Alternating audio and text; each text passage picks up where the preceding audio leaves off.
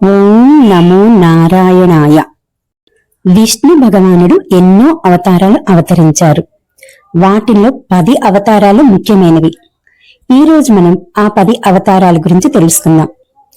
ఈ మాఘమాసంలో విష్ణువుని ధ్యానించిన స్మరించిన అత్యంత పుణ్యదాయకం. మత్స్యావతారం. సృష్టికి ప్రళయం నుండి కాపాడడానికి మత్స్యావతారం ఎత్తారు. మత్స్య అంటే చాప అని అర్థం. సత్యయుగం ప్రారంభంలో సత్యవ్రతుడనే రాజు నదిలో స్నానం చేసి ఆ నది నీటిని చేతిలోకి తీసుకున్నాడు. ఆ నీటితో పాటు ఒక చేప వచ్చింది. అతను ఆ చేపకు మళ్లీ నదిలో వదలబోయాడు. ఆ చేప నన్ను నదిలో వదలొద్దు, ఇక్కడ చాలా పెద్ద చేపలు ఉన్నాయి, అవి నన్ను తినేస్తాయి అని చెప్పింది. సరే అని సత్యవ్రతుడు ఆ చేపను ఒక కుండలోనికి వదిలివేస్తే ఆ రాత్రికి ఆ చేప పెద్దదయింది. దాన్ని సాగరంలో వదిలివేస్తూ చూస్తూ ఉండగానే ఆ చేప చాలా పెద్దదైంది. వెంటనే సత్యవ్రతుడు ఇది విష్ణుమాయ అని అనుకుని నిజమైన రూపంలోనికి రమ్మనమని కోరాడు. అప్పుడు విష్ణు భగవానుడు ప్రత్యక్షమై ఇది నా మత్స్యావతారం. సరిగ్గా వారం రోజుల తర్వాత ప్రళయం రాబోతుంది. ఆ సమయంలో నేను నీ దగ్గరికి ఒక విశాలమైన పడవని పంపిస్తాను. నువ్వు సప్త ఋషులతో పాటు ప్రతి జీవిని తీసుకొని ఆ పడవలని కూర్చొని పెట్టు. అయితే ఆ పడవకి ఇబ్బంది కలుగుతుందో అప్పుడు నీవు శివుని దగ్గర ఉన్న వాసుకుని తీసుకుని పడవకి కట్టు అని విష్ణు భగవానుడు చెప్పాడు. అది విన్న సత్యవ్రతుడు ఎన్నో ప్రశ్నలు అడిగాడు. ఆ విష్ణు భగవానుడు సరైన సమయంలో నీకు అర్థమవుతుంది అని చెప్పారు. ఆ విధంగా సత్యవ్రతుడు చేశాడు. తర్వాత విష్ణు భగవానుడు సత్యవ్రతుడికి చెప్పిన మాటలే మత్స్య పురాణం అయ్యింది. కూర్మ అవతారం. సముద్ర మదనంలో సాయం చేయడానికి కూర్మ అవతారం ఎత్తారు విష్ణుమూర్తి. కూర్మ అంటే తాబేలు అని అర్థం. ఒకసారి దూర్వాస మహర్షి దేవతల రాజు ఇంద్రుడు నీవు చేసిన తప్పిదానికి శ్రీహీనుడు అవుతావని శపించాడు. అంటే లక్ష్మీదేవి విడిచి వెళ్తుంది, ఇంద్రభోగాలు విడిచిపోతాయని. ఇంద్రుడు వెంటనే విష్ణు భగవానుడి దగ్గరికి వెళ్ళగానే ఈ సమస్యకు పరిష్కారంగా సముద్ర మదనం చెయ్యమని చెప్పారు. దేవతలు రాక్షసులు అందరూ కలిసి సముద్ర మదనం చేయటానికి సిద్ధపడి మందర పర్వతాన్ని సముద్రంలోనికి తీసుకువెళ్ళాలి అనుకుంటే ఆ పర్వతాన్ని ఎక్కువ దూరం తీసుకొని వెళ్ళలేకపోయారు. విష్ణు భగవానుడు వారికి సాయం చేసి మోసుకుంటూ తీసుకొని వెళ్లారు. కాని ఆ పర్వతం సముద్రంలో పెట్టగానే బరువుకి అది మునిగిపోతుంది. ఇది అంతా గమనించిన విష్ణు భగవానుడు వెంటనే పెద్ద తాబేలు రూపాన్ని ధరించి ఆ పర్వతాన్ని మునిగిపోకుండా పర్వతం క్రింద భాగంలోనికి వెళ్లి దాన్ని వీపు మీద మోశారు. ఈ విధంగా సముద్ర మదనానికి విజయవంతం అవ్వడానికి విష్ణుమూర్తి దోహదపడ్డారు. వరాహ అవతారం. విష్ణు భగవానుడు హిరణ్యాక్షుణ్ణి సంహరించడానికి ఈ అవతారం ఎత్తారు. హిరణ్యాక్షుడు అనే అసురుడు బ్రహ్మకి తపస్సు చేసి మనుష్యులతో దేవతలతో పక్షులతో అలా పేరును చెబుతూ ఒక పందిని మర్చిపోయారు. వారి చేతిలో నాకు మృత్యువు లేకుండా ఉండాలని కోరుకున్నాడు. ఇక మృత్యువు లేదు కదా అని మదగర్వంతో అందర్నీ హింసిస్తున్నాడు. అలాగే ధరణీమాతను తీసుకుని వెళ్లి సముద్రంలో దాచాడు. అందుకే విష్ణు భగవానుడు బ్రహ్మ నాసికారంధ్రం నుండి వరాహ రూపంలో జన్మించారు. భగవంతుణ్ణి ఆ రూపంలో చూసిన దేవతలందరూ ఆనందించారు. వెంటనే భూమిని వెతకడం ప్రారంభించారు. తన జ్ఞానంతో భూమిని కనిపెట్టి సముద్రం లోపలికి వెళ్లి తన కోరల పైకి ఎత్తి సముద్రం బయటికి తెస్తుండగా అది చూసిన హిరణ్యాక్షుడు కోపం వచ్చి విష్ణు భగవానుడిపైకి యుద్ధానికి వెళ్ళాడు. ఆ యుద్ధంలో హిరణ్యాక్షుడిని హతమార్చి ధరణీమాతని తన స్థానంలో ఉంచారు విష్ణు భగవానుడు. నారసింహ అవతారం. ఈ అవతారంలో హిరణ్యకశ్యపుడిని చంపాడు విష్ణుమూర్తి. ఈయన హిరణ్యాక్షుడి సోదరుడు.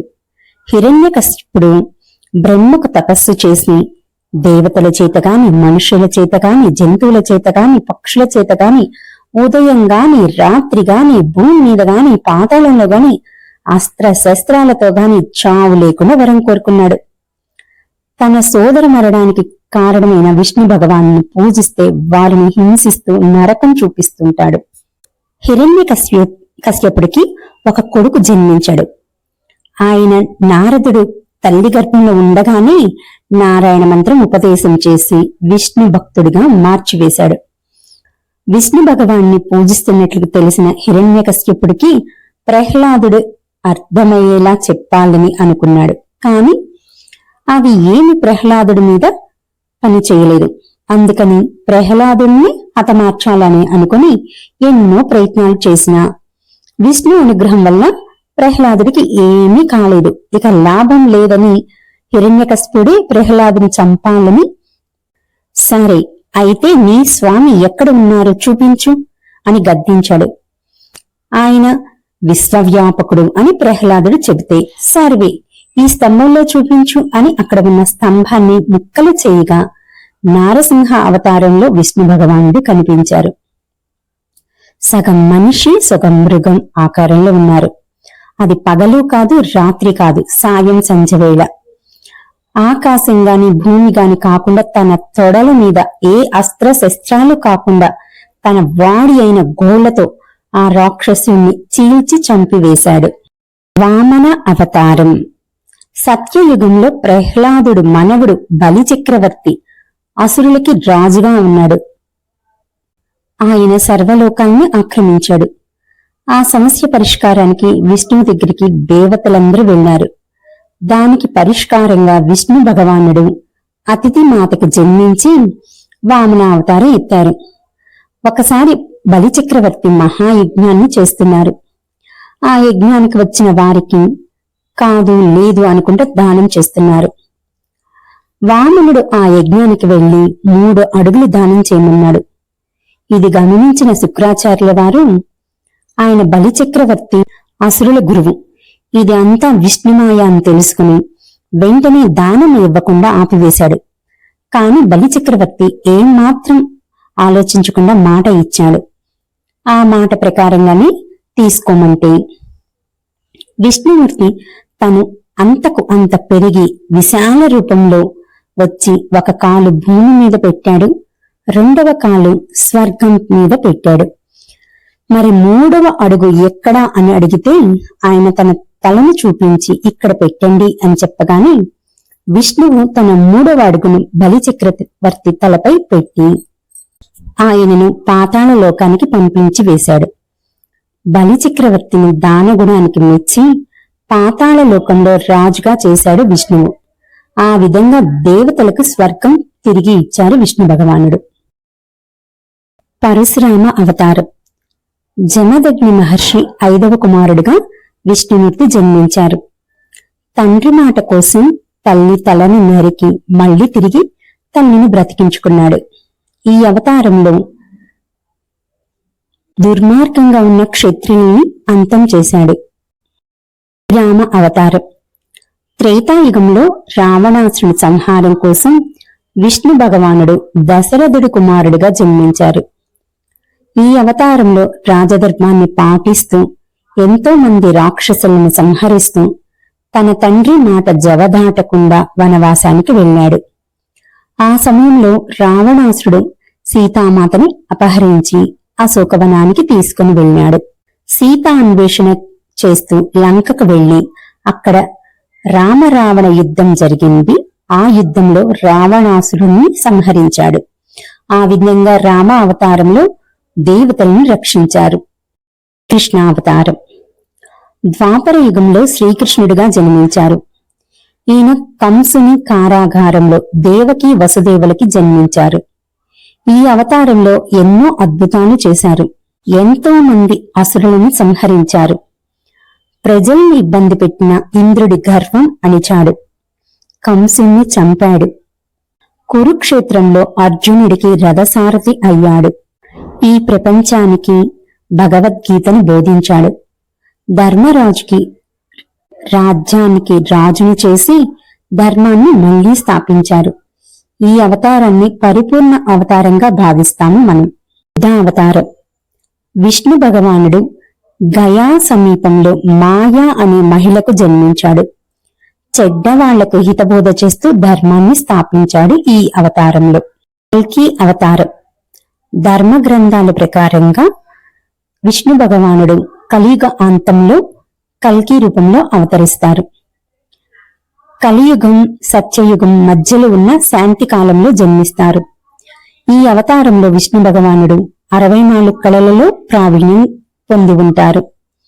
పురాణాల ప్రకారంగా ఉత్తరప్రదేశ్లోని మురాదాబాద్ జిల్లాలో తాంబల్ అనే ఊరిలో విష్ణు యశస్సుడు అనే బ్రాహ్మడి ఇంట్లో కల్కి భగవంతుడు జన్మిస్తారు అని చెప్తోంది పురాణాల్లో. కల్కి దేవదత్తుడు అనే గుర్రంపై కూర్చొని ఈ ప్రపంచంలో పాపులను సంహరించి మళ్లీ ధర్మాన్ని నిలబెడతారు అని, అప్పుడు మళ్లీ తిరిగి సత్యయుగం మొదలవుతుంది. ఇవి దశావతారాల్లో స్వామివారి అవతారాల గురించి మనం ఇప్పటిదాకా చెప్పుకున్నాం. అవతారాల్లో మనం నేర్చుకోవాల్సింది ఏంటో చూద్దాం. మత్స్యావతారం తీసుకుంటే నీటిలో ప్రతికూల పరిస్థితిలో ఏ విధంగా ఈదుతుందో అదే విధంగా జీవితంలో ప్రతికూల పరిస్థితిలో సంసారాల్ని ఈదాలి అని నేర్పిస్తుంది. కూర్మ అవతారం అవసరం లేనప్పుడు ఏ విధంగా ఇంద్రియాలను వెనక్కి తీసుకుంటుందో అదే విధంగా మనం పనులు లేనప్పుడు ఇంద్రియాల్ని కట్టివేసి ధ్యానం చెయ్యాలి అని నేర్పిస్తుంది. వరాహ అవతారం ప్రపంచ భారాన్ని ఏ విధంగా మోస్తుందో అలాగే మనం మన ఇంటి బాధ్యతలను మొయ్యాలి. నారసింహ అవతారం మనలోని అజ్ఞానాన్ని చీల్చి చెండాడాలి అని ఈ అవతారం ద్వారా నేర్చుకోవాలి. వామన అవతారం మొదటి అడుగు భౌతికంగాను, రెండవ అడుగు ఆధ్యాత్మికంగాను జీవిస్తూ మరి మూడవ అడుగుని మనలో ఉన్న అహంకారాన్ని గుర్తించి బలి ఇవ్వాలి. పరశురామ అవతారం లక్ష్యం కోసం పట్టుదలతో ముందుకు వెళ్ళాలి అని నేర్పిస్తుంది. రామ అవతారం ద్వారా ధర్మయుతంగా జీవించాలి అని మనకి నేర్పిస్తుంది. కృష్ణ అవతారం వల్ల ఎన్ని కష్టాలు ఎదురైనా ఆనందంగా ఉండాలి అని మనకి అర్థమవుతుంది. బుద్ధ అవతారంలో లాగా మనం జ్ఞానాన్ని పంచాలి.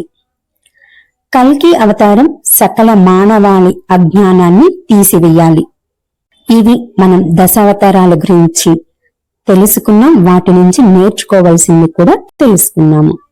ఓం నమో నారాయణాయ నమః.